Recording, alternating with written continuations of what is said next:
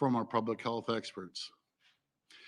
The COVID-19 variants that arrived through our borders were spreading rapidly and being identified across the province. Our ICUs were overflowing and hospitals were close to being overwhelmed.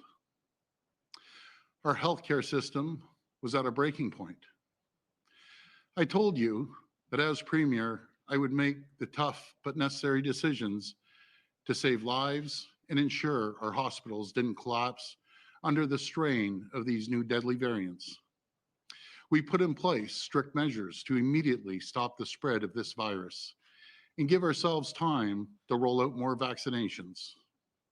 I know that these measures came with a great price, but speaking to you today, I can say that these measures have worked. Collectively, as Ontarians, we have saved thousands of lives, and that is thanks to your sacrifices. Today, we're seeing increasingly positive trends in key public health indicators.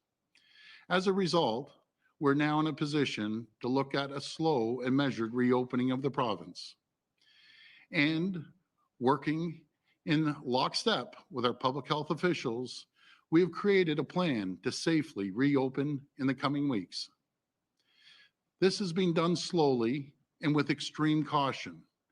That is the only way it will work. And it will be done through a gradual three-step roadmap to safely reopen Ontario. Similar to the UK, Quebec, and Saskatchewan, we're taking a gradual and phased approach based on hitting vaccination targets. Minister Elliott has done a tremendous amount of work on this, and she will take you through these details very shortly. But it is absolutely crucial to understand how this plan will work and why we moved in this direction with a phased three-step approach. The reality is COVID-19 remains a significant threat to us.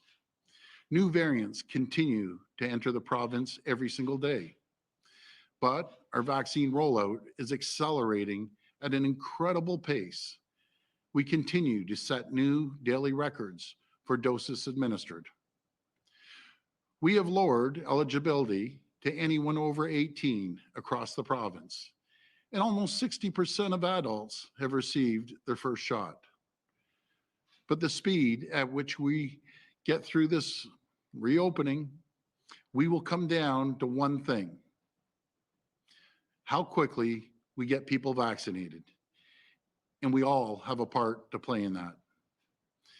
If you haven't received your vaccine yet, please go and get it now. If you have, please encourage a friend, a family member, a neighbor to get theirs, because that daily vaccination rate is the single biggest factor in our fight against COVID right now. It's how we can start to look forward to a great summer. But we won't risk a new surge in cases that could come from new variants getting into our province, because we know too well how fast the situation can change when these variants are in play. This is why I continue to call on the federal government to do more to secure our borders. And we know the difficulties India is having right now. Just this week, we sent a second shipment of ventilators. That's going to be totaling 5,000 ventilators and oxygen supplies to help them fight against this virus. As long as the federal government keeps our borders unprotected, as long as 1/3 of air travelers are allowed exemptions from mandatory quarantines with no explanation why, and as long as thousands of people every week walk across our border to avoid hotel quarantines, we remain vulnerable to new variants entering the province every day. We risk a fourth wave. So we must approach this in the most careful and disciplined way. But I know above all, you want certainty right now. You want a plan that you can count on, a transparent and predictable plan to take the guesswork out of your daily lives. And that's what this framework is designed to do. to provide certainty and predictability. And I know that there might be some people who want to move faster, but we can't risk it right now. But thanks to your efforts, we can begin with opening most outdoor recreational amenities starting this Saturday, May the 22nd. Minister Elliott will tell you more. But I want to say something before I hand it over to her. Folks, we've been through so much the past 15 months. It has been the most trying time many of us can remember. Everyone has made tremendous sacrifices, and we have all felt the impact of this pandemic. We're in a better place right now, and that's the result of your commitment to keeping each other safe and getting vaccinated. We can't risk undoing the progress we've made. Too much has been lost to do that right now. I know the weather is great. It's the long weekend, and you just want to get back to normal. But please keep following the guidelines closely. Stay vigilant and stay safe. We're not done with this pandemic yet, but we will get through this if we keep working together. Thank you, and God bless the people of Ontario. Now I'll pass it over to Minister Elliott.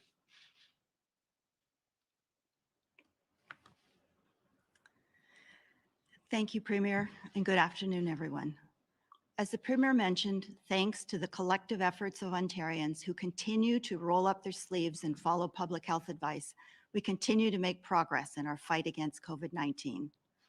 While now is not yet the moment to reopen the province, today we are releasing our roadmap to reopen. The roadmap represents a way out of the pandemic and provides a clear path forward on what will be carefully and safely reopened and when. It includes 3 steps based on the province-wide vaccination rate and improvements in key public health and healthcare indicators. When it is time to exit the province-wide emergency break, we will begin first with the settings that we know are the safest. Step 1 of our roadmap has an initial focus on resuming outdoor activities with smaller crowds, where the risk of transmission is lower, along with permitting retail with restrictions. This includes allowing outdoor gatherings of up to 10 people, outdoor dining of up to 4 people per table, and non-essential retail at 15% capacity. With restrictions in place, this would also include outdoor activities such as pools, splash pads, fitness classes, zoos, and religious services.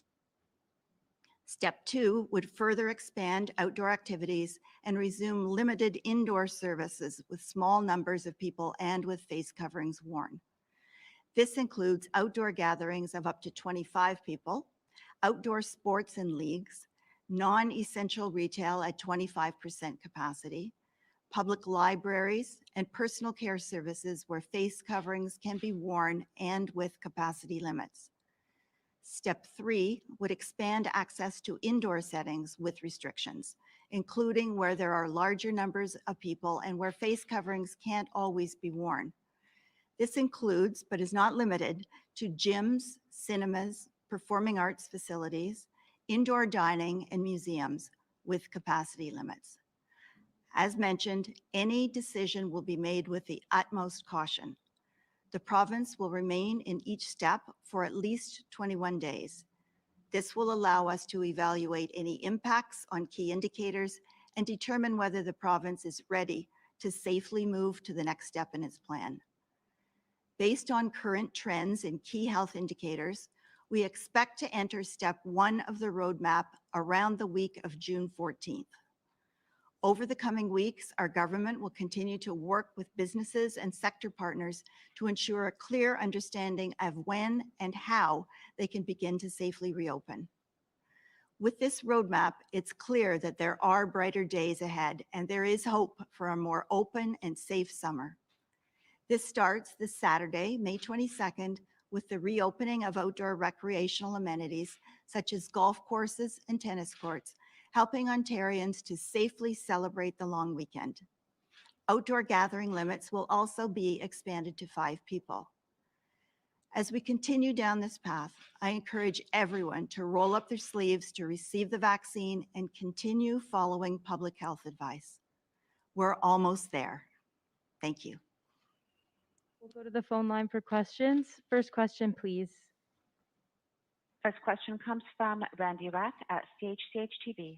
Please go ahead. Hi, Randy. Hi, Premier Minister.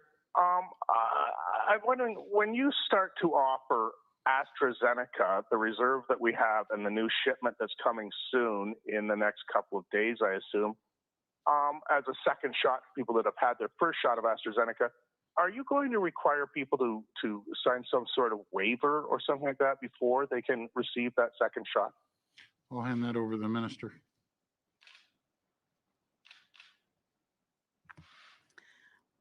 Well, thank you very much for the question, Randy. That determination has not yet been made. We are waiting for the final recommendations from Dr. Williams and our medical experts on what we should do with the AstraZeneca vaccine.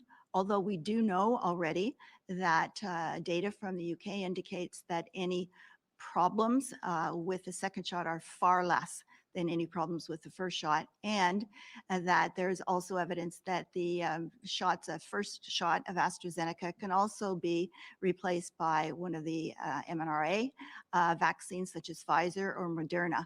But perhaps Dr. Williams would like to speak to this point more specifically. Thank you.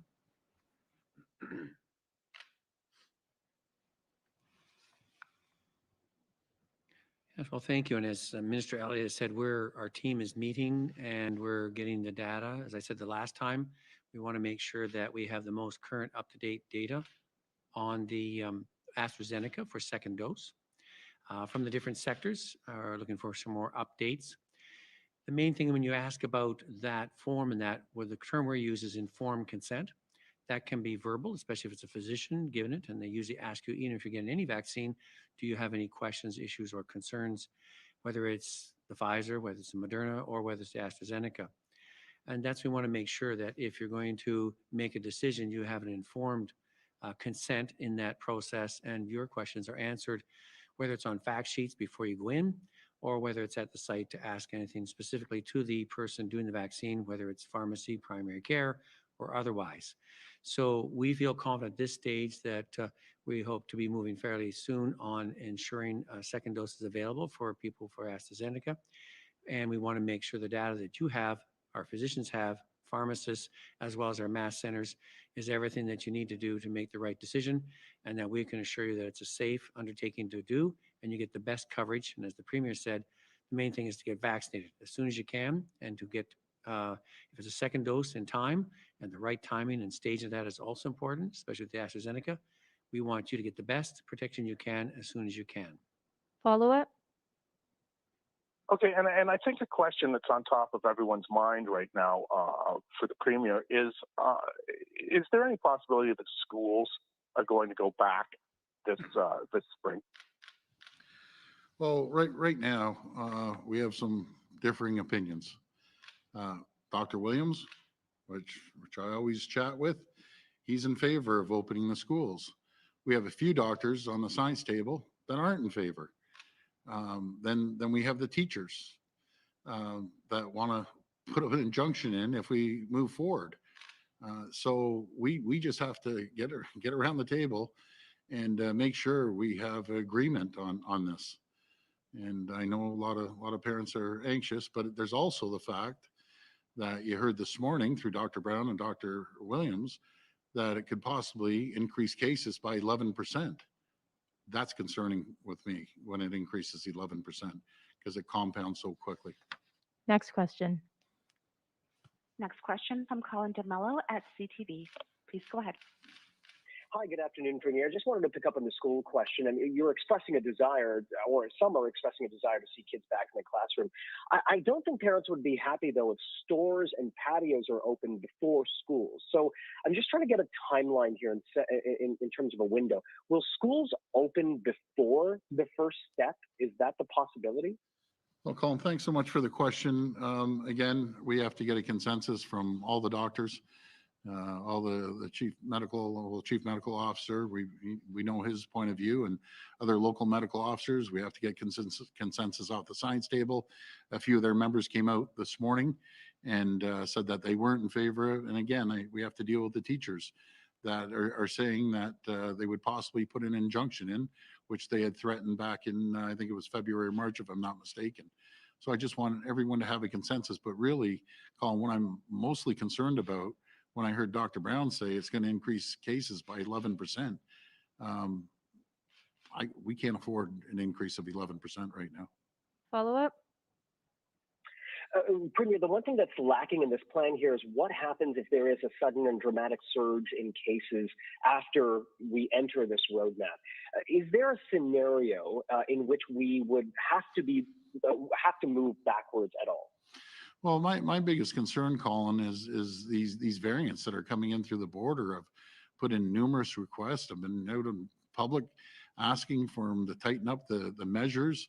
We sent 4 letters. We know cases are coming in on a daily basis at the airport. And 15 the other day, 10 the other day, and they all add up. And then we have thousands of people bucking the system, not staying in hotel quarantine, and just walking across the border. So that's extremely concerning. I just encourage everyone, please go get a vaccine. What we're seeing right now, vast majority of people in the hospitals are the people that aren't getting the vaccination.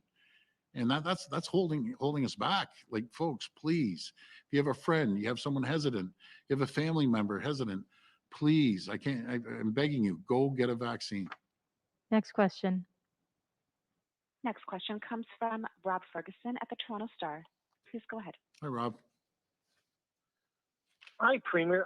For all the people who are wondering about timing, we understand there's no firm timing on these measures. It's tied to vaccination levels. So when would you expect, at current rates or predicted rates, that we would get to 20% fully vaccinated, which would allow haircuts, and 25% fully vaccinated, which would allow indoor restaurant dining?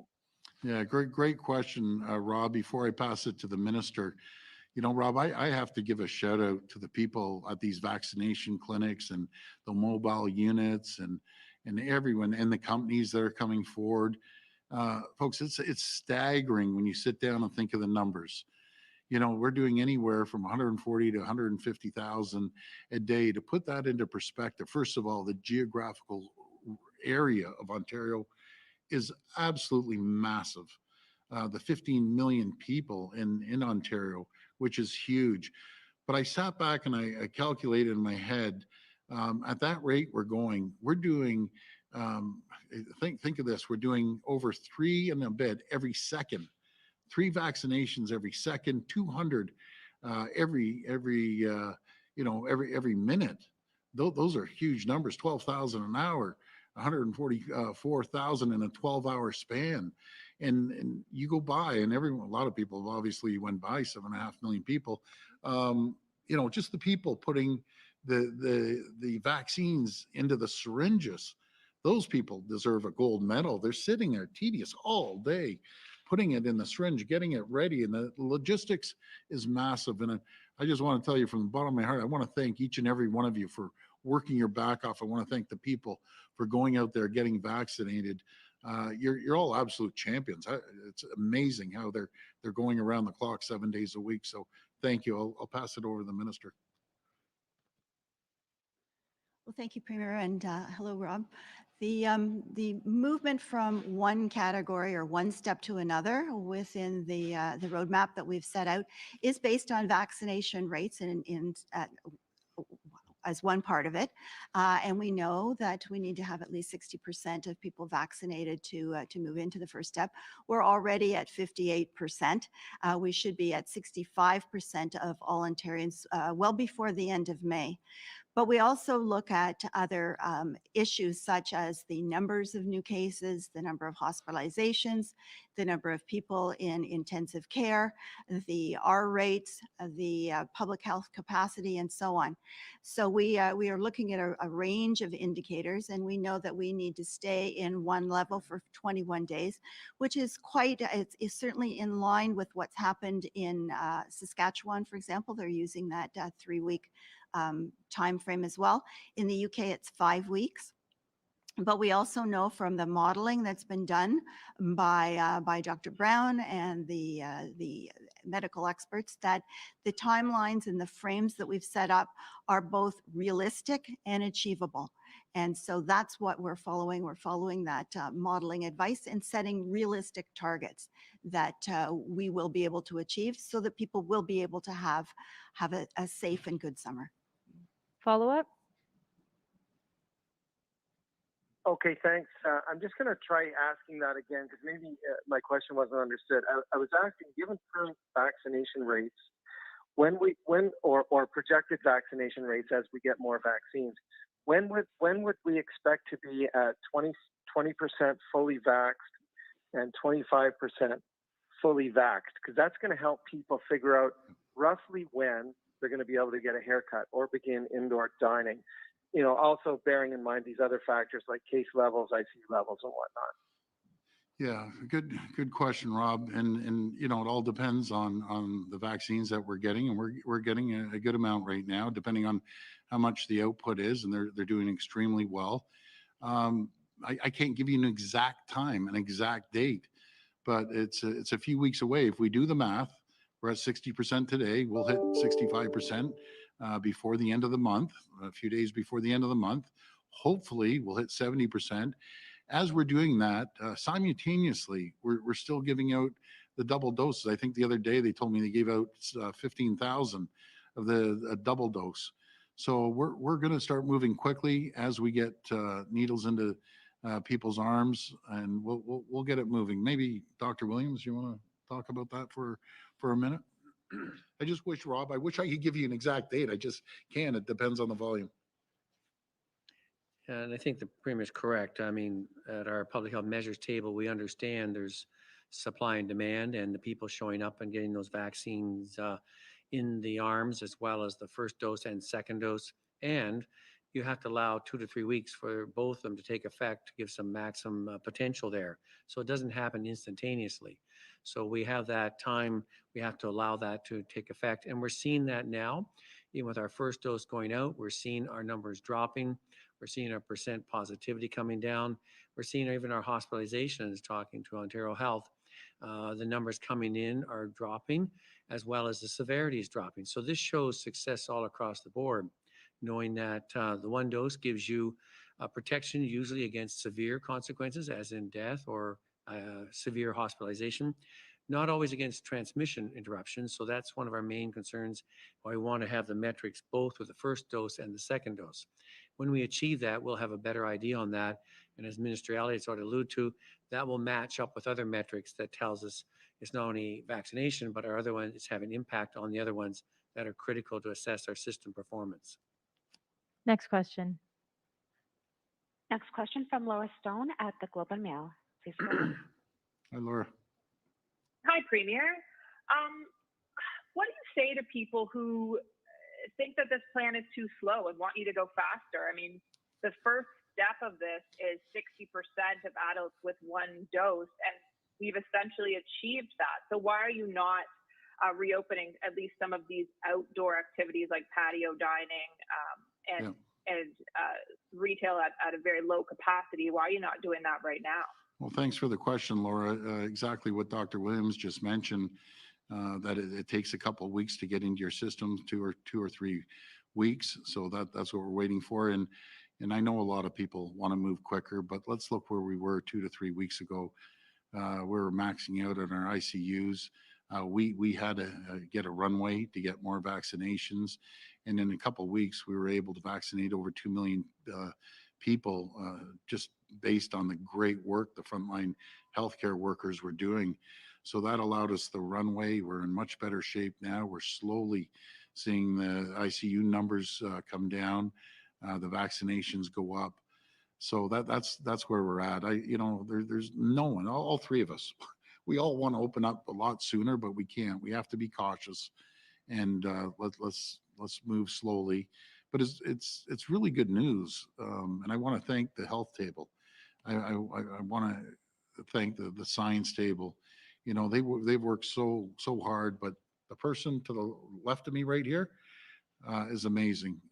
Christine has done an incredible job working closely with the health table and all the doctors, and everyone's come up with the same consensus. Let's move slowly. But the great news is people are going to be able to launch their boats. They're going to be out golfing. They're going to be able to play sports.